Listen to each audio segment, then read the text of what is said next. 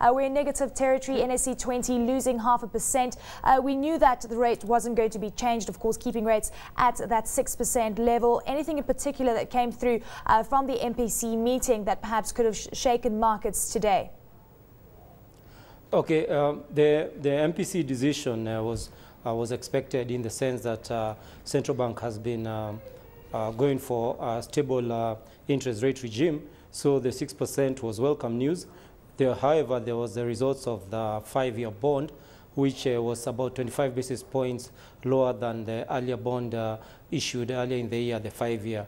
However, on the secondary market, these are about 60 basis points above what that paper was trading. So this has had a slight impact on the yield curve, but this is good news in the sense that the yield curve is kind of topping up, and we expect to see some downward movement on the yield curve, because next month we expect a shorter paper, preferably a 2-year, and this is going to taper down the rise on the yields on the yield curve on the bond market. Well, looking at this 5-year bond, because it has been, as you said, the focus of interest in today's session, it came in at a yield of 6.67%, and we know that that is slightly above what we've seen before. But in fact, it has been one of those trends that have started to emerge even prior to this. And of course, when you compare it to what's been happening in the bond market in the secondary market, it is starting to create a bit of concern. You're saying that bond yields should be coming down. What kind of levels are you expecting?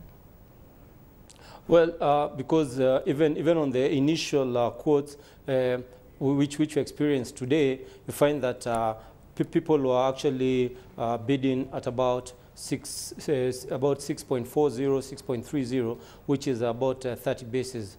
And so this in itself shows that there's going to be a bit of correction on that level. I mentioned that perhaps the bond market is starting to price in an interest rate hike. Is this your view as well? My view was not for an interest rate hike, because the fundamentals were not favoring that. With the low inflation rate and the recent upgrade of Kenya's credit rating from B to B+, these points for a lower interest rate regime, because with a growing rate of development, economic growth, which is about 5.4, we expect further growth, which is encouraged by a lower interest rate regime, not a hike.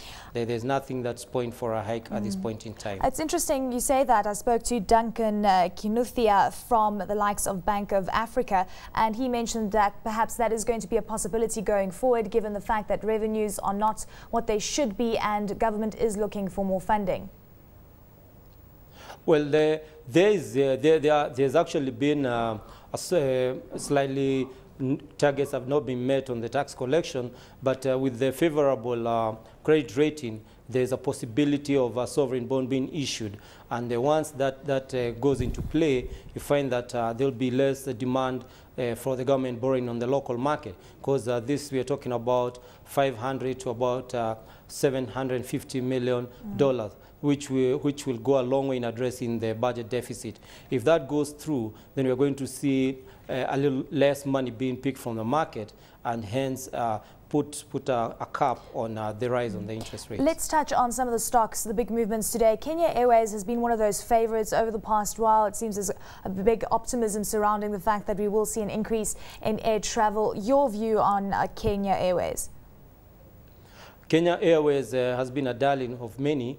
However, it's experienced a bit of knocks, because there have been some industrial dispute. There were some court cases that were actually threatening to slow down operations. Now that is behind KQ, and right now, because of the routes that they've opened, and now we are going into the festive season, so the numbers are up in terms of travelers. So this portends well in terms of their profit growth. So I see this stock actually gaining as we go forward. Would you buy it around 42 shillings? That level is a good level, because maybe there is potential for it to go about 3 to 4 shillings up by the beginning of next year. going by the trend that is going up. Karanga, let's touch on Centum, and we know they shot the lights out with fantastic results earlier this week and a lot of optimism because they're going to be listing on the Karanga Securities exchange as well. Do you think that this stock is fully priced? Okay, Centum has had some spectacular profit growth in the sense that they actually moved about 11-fold. This is because they restructured their portfolio and moved into private equity and real estate, which have some very good returns. And going forward, because most of their stocks are actually growth stocks, most in the industrial and agriculture, they have some bit of headroom for growth. And it's a stock at peak because right now the fundamentals are strong. They've cleaned up their house, and now with the economic growing at the level of 5 and maybe possibly into 6 into next year, then we are bound to see better returns from this company.